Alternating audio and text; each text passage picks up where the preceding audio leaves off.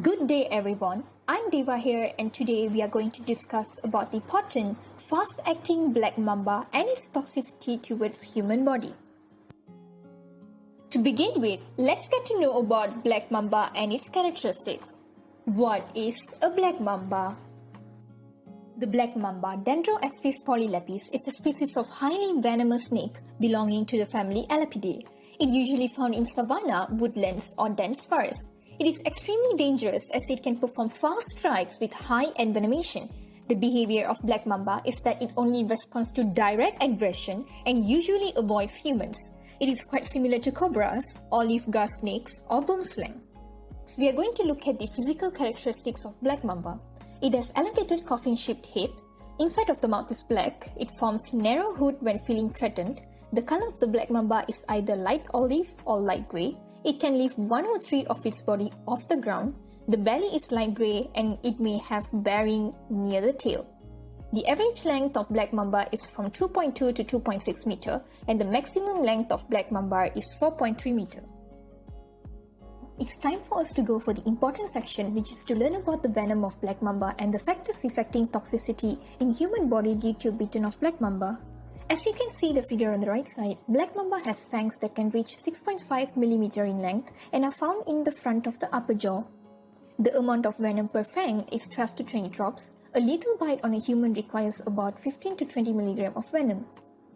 Some of the components of venom includes active polypeptides and proteins such as phospholipases, vesiculants, dendrotoxins, and alpha neurotoxins. It also contains small amounts of metalloproteinase, hyaluronidase, prokineticin, vascular endothelial growth factor, nerve growth factor, phosphodiesterase, and phospholipase A2, as well as 5-nucleotides. There are 4 phases involved in this process, which is absorption, distribution, metabolism, and excretion. So the first process is absorption of the venom. Once we get bitten by the black mamba, the skin will be breached and the venom will be delivered to the muscle. Some of the envenomation symptoms include vomiting, diarrhea, abdominal pain, blurred vision, lacrimation, and sweating. Once get bitten, the venom then travels and enters the lymphatic system through lymphatic vessels. Once in the blood, it becomes neurotoxic and hemotoxic. Next, the enzymes are involved in breaking down membranes of blood vessels, extracellular matrices, and other cell components. This effect is locally as the affected area loses its cell cytoskeleton, causing systemic bleeding, and this will eventually lead to tissue necrosis. This concludes the overall process of venom absorption. Moving on to the next process, which is the distribution. Once the venom gets absorbed in the body, the venom will then distributed along the body parts and result in body paralysis. Moving on to the third phase, which is the effect of venom on the metabolism. The venom of black mambas is extremely neurotoxic, containing a mix of alpha neurotoxins and dendrotoxins. Alpha neurotoxins causes postsynaptic blockage of neuromuscular junctions, whereas dendrotoxins, which disrupt voltage-dependent potassium channels. This will then lead to increase in acetylcholine released at the neuromuscular junction, resulting in a neuromuscular block comparable to a depolarizing block. Vesiculants, on the other hand, act as acetylcholinesterase inhibitors, increasing acetylcholine availability at the neuromuscular junction and causing broad, long-lasting fasciculations. Calciseptin, an additional venom component, blocks L-type calcium channels, inhibiting smooth muscle contraction and heart function. In summary, venom absorption consequences include disruption of kidney by hemolysis, which is the dead red blood cells coagulation, and next, neurotoxicity, which causes paralysis of the respiratory muscles. Let's look at the last phase, which is the excretion of venom from the body.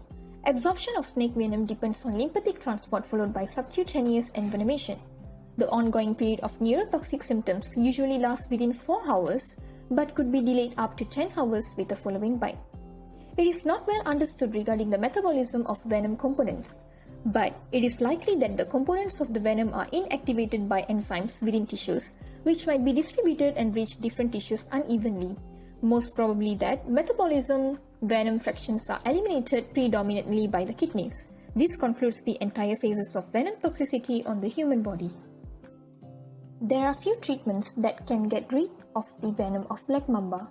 Prescription of South African Institute for Maritime Research polyvalent antiserum, which is 10 to 15 vials for normal treatment.